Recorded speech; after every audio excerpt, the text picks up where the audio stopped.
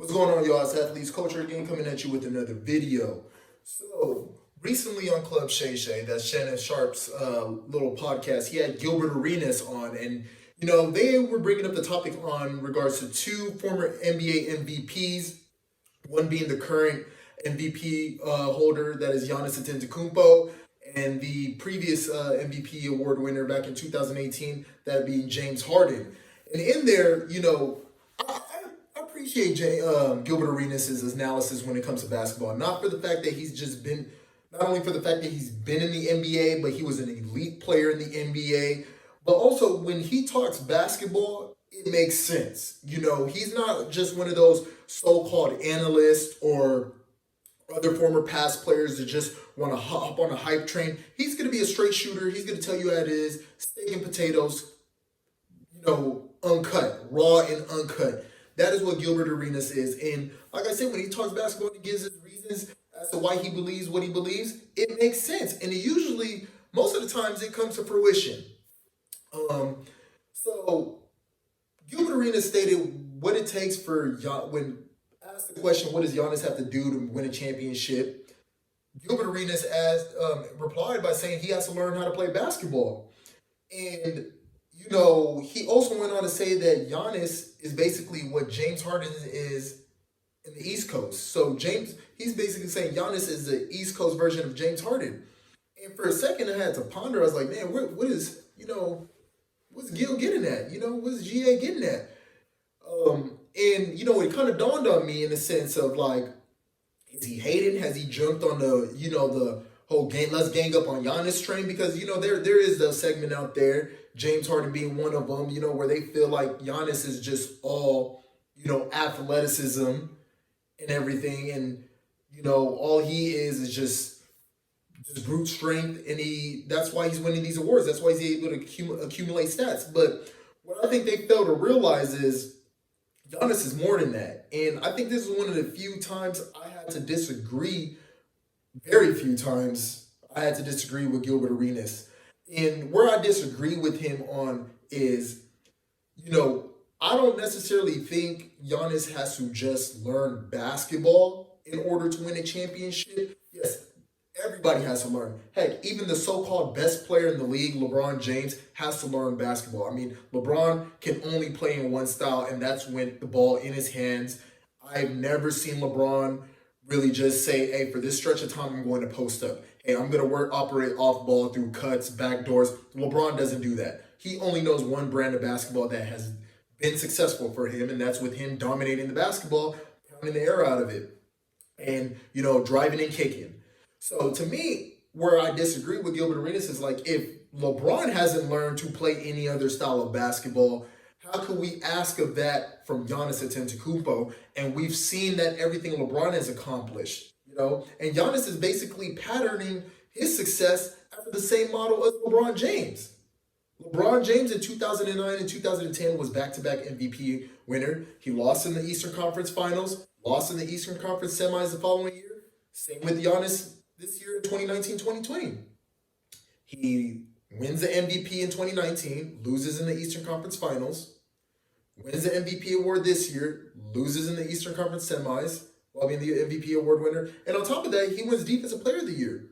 So to me, it's just like, I don't necessarily think we have to say Giannis has to just learn how to play basketball. If anything, if he does that, obviously, he's going to be miles ahead and even surpass some of these so-called best players in the NBA. He will surpass them. But I think where he is right now, what Giannis needs more than anything is he needs a point guard. And when you look at the chronologically through Giannis's career, going as far back as 2017, he has never played with a legit point guard. Giannis has not played with a legit, I want to say top 15, top 10 type of point guard in the NBA. He had Eric Bledsoe this past season. Then before that, he had Malcolm Brogdon. And to be fair, around 2017 and so forth, Malcolm Brogdon, when he was with the Bucks, you had Matthew Dellavedova there, which Milwaukee was raving about because of his performance with the Cleveland Cavaliers in the finals. Matthew Dellavedova started more games than Malcolm Brogdon. Are we going to come out here and say Matthew Dellavedova is a top tier NBA point guard? No way. And this was during the Jason Kidd era. That's why they try to teach Giannis that Giannis, the ball's going to be in your hand. You're going to have to play make for everybody else, because clearly the Bucks were lacking at that position and have been lacking at the position for going on to like 3 or 4 years now. Now with the arrival of Drew Holiday, they've made a vast improvement. They landed Eric Bledsoe, which is a repetition. He's just a smaller version of Giannis. Eric Bledsoe is not a knockdown shooter, and to play the point guard position in the NBA, you need to be a knockdown shooter at all 3 levels. You got to be able to penetrate and score. You got to be able to knock down the mid range, and you got to be able to have to keep knock down the 3 ball to keep the defense honest. Keep the defense honest. Excuse me. And Bledsoe was lacking on all of that. So for the longest, people criticized Giannis's basketball IQ, and I don't necessarily think it's an IQ problem, because Giannis passes out the double team really well, extremely well, probably even better than probably one of the best passing bigs in the NBA. You know, people like to compare him to Anthony Davis, and I'm like, hey, Giannis passes out the double better than Anthony Davis, moves better defensively too as well. So I would say Giannis isn't lacking in terms of basketball IQ. I just think they're putting so much on him that they're not requiring from any other NBA stars. Remember, this is a team game. Giannis is basically going into a lot of these fights outgunned. He doesn't have the personnel around him. Now, Milwaukee this year has made some vast improvements. They signed DJ Augustine. They got Drew Holiday. You know, they brought back Dante DiVincenzo, who I think is a solid player. They brought the other guard from the San Antonio Spurs, Bryn Forbes, to help bolster up the bench. And they added the addition of Bobby Portis to add grit and toughness. So when Giannis is sitting down, you're still getting rebounds and still be able to score on the interior and in the mid-range with Bobby Portis. And if anything happens to Brook Lopez, Bobby Portis with Giannis Antetokounmpo tandem, hey, that's dangerous right there. That's a pretty solid front line right there. Bobby Portis can stretch the floor and hit the 3. Anybody who's watched him in New York knows how Bobby Portis is a legit NBA player. He is a solid, great player to add on your team, and can easily on any night give you a double-double if given the opportunity. So I think the Milwaukee Bucks really are in a great position right now, probably one of the best positions they've been in quite some time to make it to the NBA Finals. All right. Now, the question now begs, is Drew Holiday, Chris Middleton, Giannis, and all that I said enough? Who knows? I think so, because with the addition of Drew Holiday, you get a combo guard who addresses your point guard deficiencies, and also a scoring type of player who could create his own buckets when the game gets tight. You know, it keeps Giannis as a rover, you know. So at times, if you want to play Drew Holiday straight up, he'll easily rattle off 30 points on you. So if you want to come down and then double, you know, you're now leaving Giannis open. Giannis is now open for cuts and easy 2 points. So I think this is going to be one of the best Bucks teams in a while, as long as they stay healthy. So far, their roster looks healthy.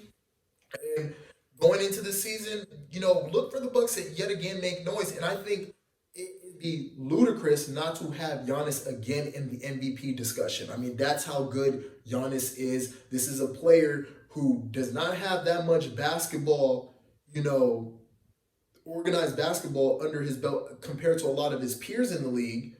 Yet each year he has worked, he has improved, he has gotten better. This is somebody who cares about his craft. You know, work is not the issue. And, you know, like they say, hard work beats talent that doesn't work hard. Now, how are you going to beat Giannis when not only does he have the God-given talent of size, strength, and speed? You know, all those, he has the 3 S's, size, strength, and speed. On top of the fact that he works hard, I mean, he's unstoppable at this point in time. Which is why Shaq dubbed him the most dominant player in the NBA. That's Giannis Antetokounmpo. Shaq dubbed him the next Superman. So I think what Giannis was missing was just a point guard. I don't necessarily think it's basketball IQ. Now, everybody's basketball IQ, you know, needs to grow. Doesn't matter how good. You're always going to be learning. Because of the game is always forever evolving, you're going to have to always learn and get better year in, year out. You know, they talk about Giannis shooting deficiencies, but I think the more so where Giannis's shooting was looking so bad, that people like to say is because he's taking more shots. His volume is increasing. So if you were to add somebody like a Drew Holiday, you're going to see the percentages are going to normalize, and it's going to look better for Giannis because now he's taking less shots because he's not forced to.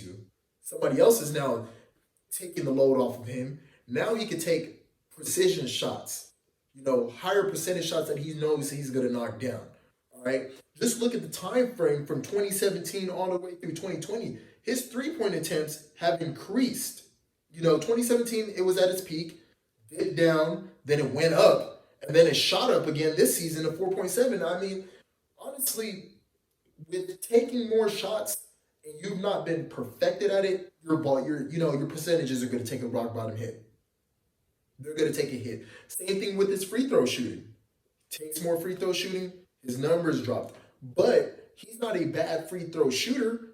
If anything, the past 2 seasons, he's been, on average, a better free throw shooter than LeBron James. Not only has he attempted more, he's also made more free throw attempts than LeBron. He's made more free throws than LeBron. Averaging a lot better. So I don't think necessarily he's just terrible where he just needs to go out and, recreate his whole jumper. No. I just think he needs to take more precise shots, where he knows that he can make it, take the load off of him by adding a player like Drew Holiday, and you're going to see this Bucks team yet again be one of the best teams in the Eastern Conference. I'm willing to put my money on it. The Bucks team, if all else being equal, they stay healthy, they will be, again, the best team coming out of the Eastern Conference. Giannis is going to make that happen. Now, in terms of you want to talk about a player like James Harden, all right, now that's somebody where he's a bit of an enigma in the sense that, James Harden being on the ball is what made James Harden who he is. To say that he's going to play off ball and you're going to take that away from him, I mean, you're kind of taking away the essence of what makes James Harden so good. Can he do other things to his game? Yes, I think he can incorporate more mid-range, more post-ups to his game. I think with being 6'5", 220 plus, with his size, his ability, and being a lefty, he can draw a lot. And his craftiness, he could draw a lot of fouls and just be able to score a lot of more points, straight from the free throw line. Still be effective from the free throw line and just let everybody else around him, get busy and do what they do. But to say, word is coming out that James Harden is going to the Miami Heat, I don't necessarily see that being a fit. And I think that would actually take away from the Miami Heat if James Harden were to go there. Miami does a real good job of moving the basketball, playing defense. And James Harden just isn't in Miami Heat-shaped basketball. James Harden has actually lost a step. So if James Harden were to go there with Miami, him not being in the type of shape and the speed that Miami's going to want to play at, that actually takes away from the team. And he may start settling and it may cause a bit of, malcontent with players like Jimmy Butler or Bam Adebayo. Players like that may not appreciate what James Harden is coming. And for sure, Pat Riley's not going to tolerate that. So if you want to look at a James Harden, where I feel like what fits him best, honestly, he doesn't even need to go to Brooklyn. I think that takes away from Brooklyn having James Harden. I think him staying with the Rockets, playing with John Wall, or him going to the Philadelphia 76ers. That would actually be the best fit for a player like a James Harden.